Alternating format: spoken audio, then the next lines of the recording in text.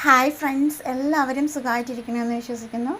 ഞാൻ ഇന്നിവിടെ തയ്യാറാക്കാൻ പോകുന്നത് കൊങ്കണിനാട് സ്റ്റൈൽ പാൽപ്പൊരിയാണ് ഉണ്ടാക്കാൻ പോകുന്നത്. അതെങ്ങനെയെന്ന് നോക്കാം. ഒന്ന് ലൈക്ക് ചെയ്യണേ, സബ്സ്ക്രൈബ് ചെയ്യണേ, തൊട്ടടുത്ത് കാണുന്ന ബെല്ലൈക്കൺ കൂടി ഒന്ന് പ്രസ് ചെയ്യണേ. ഇതാ 1/2 കപ്പ് ഗോതമ്പ് പൊടി, ഇതാ ഒരു 1/4 കപ്പ് റവ,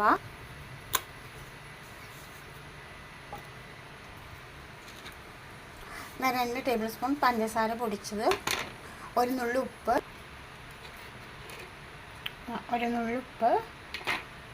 നന്നായിട്ടൊന്ന് മിക്സ് ചെയ്തെടുക്കാം.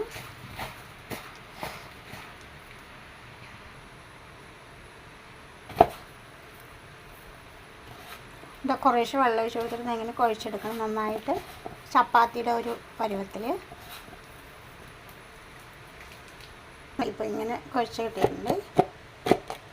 ഒരു അരമണിക്കൂർ റെസ്റ്റ് ചെയ്യാൻ വയ്ക്കാം. ഇതാ ചപ്പാത്തിയുടെ പോലെ ഇങ്ങനെ കുറച്ച് മാവെടുത്തു, എന്നിട്ട് പൊടിയിട്ടിട്ട് ഇങ്ങനെ പരത്തിയെടുക്കണം. എന്നിട്ട് ചെറിയ ഷേപ്പായിട്ട് ഒരു ഡപ്പയുടെ മൂടി വെച്ചിട്ട് ഇങ്ങനെ ചെറുതായിട്ട് ഇങ്ങനെ റൗണ്ടിൽ ഇങ്ങനെ എടുത്താൽ കിട്ടും. ഞാനിതാ ഈ ഡപ്പയുടെ മൂടി കൊണ്ടാണ് ഇങ്ങനെ എടുത്തിട്ടുള്ളത്. കേട്ടോ, ഒരു ചീനച്ചട്ടിയിൽ ഞാൻ എണ്ണ ചൂടാൻ വെച്ചിട്ടുണ്ടായിരുന്നു. ചൂടായിട്ടുണ്ട്. ഇനി അതിലിങ്ങനെ ഇട്ട് കൊടുത്ത് ഫ്രൈ ചെയ്തെടുക്കാം.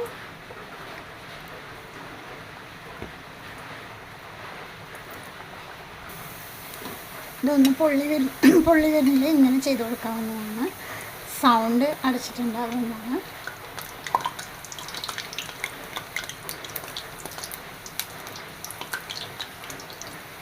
തിരിച്ചും മറിച്ചിട്ട് കൊടുക്കണേ. റവയും ഗോതമ്പൊടി ആയതുകൊണ്ട് തന്നെ ഒട്ടും എണ്ണ കുടിക്കില്ല. അപ്പോൾ അതുകൊണ്ട് തന്നെ നമുക്കൊരു കഴിക്കുമ്പോൾ ഒരു ബുദ്ധിമുട്ടായി തോന്നില്ല കേട്ടോ.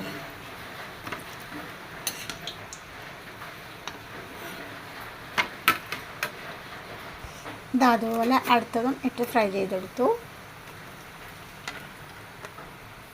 ഇതുണ്ടോ, ഫ്രൈ ചെയ്തെടുക്കുവാണെങ്കിലും ഒട്ടും എണ്ണയില്ല കേട്ടോ. അതുകൊണ്ടോ എണ്ണയില്ല. അങ്ങനെ എല്ലാം ഫ്രൈ ചെയ്തെടുത്തേ. ഇത്രയൊന്നും വേണ്ട കേട്ടോ, എന്നാലും ഫ്രൈ ചെയ്തെടുത്തോന്നേ ഉള്ളൂ. ഒരു പാൻ അടുപ്പത്ത് വെച്ചു.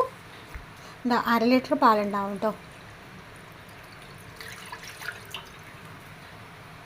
ഇതൊന്ന് ചൂടാവട്ടെ. 2 ടേബിൾ സ്പൂൺ പാൽപ്പൊടി, 2 ടേബിൾ സ്പൂൺ കോൺഫ്ലവറാണ് കേട്ടോ. ഇതൊന്ന് പാലൊഴിച്ചിട്ട് വേണം മിക്സ് ചെയ്യാൻ. കട്ടയില്ലാതെ ഇളക്കി കൊടുക്കണം.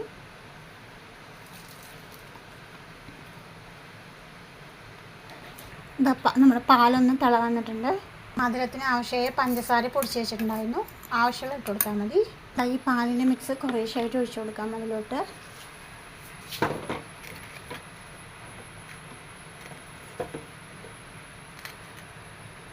ഇളക്കി കൊടുത്തില്ലാന്ന് വെച്ചാൽ അത് അടുക്കി പിടിക്കുകയും ചെയ്യും.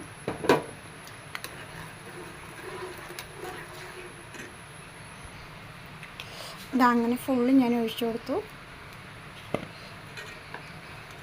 നന്നായിട്ടൊന്ന് ഇളക്കി കൊടുക്കണം, സിമ്മിലാക്കിയിട്ട്.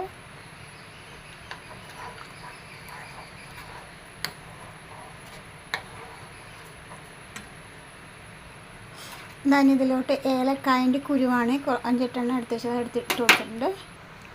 അപ്പോൾ ഏകദേശം കുറുകി വന്ന് തുടങ്ങിയിട്ടുണ്ട്. നിങ്ങൾക്ക് വേണമെങ്കിൽ ഇതിൽ മിൽക്ക് മെയ്ഡൊക്കെ ഉപയോഗിക്കാവുന്നതാണ്.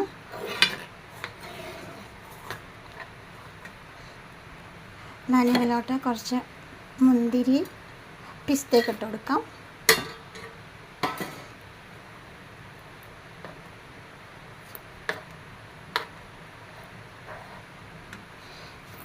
കുറച്ച് ഈന്തപ്പഴം ഞാൻ വെള്ളത്തിലിട്ട് വെച്ചിട്ടുണ്ട്. അതിനെ കുരുവൊക്കെ കളഞ്ഞിട്ട് അതിട്ട് കൊടുക്കാം.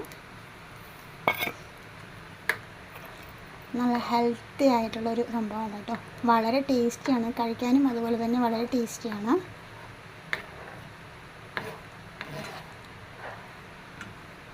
നമുക്ക് ഈ ഫ്രൈ ചെയ്ത് വെച്ചിട്ടുള്ള പൂരി ഇട്ട് കൊടുക്കാം. കുറച്ച് പൂരിയൊക്കെ ഇട്ട് കൊടുത്തിട്ടുണ്ട്.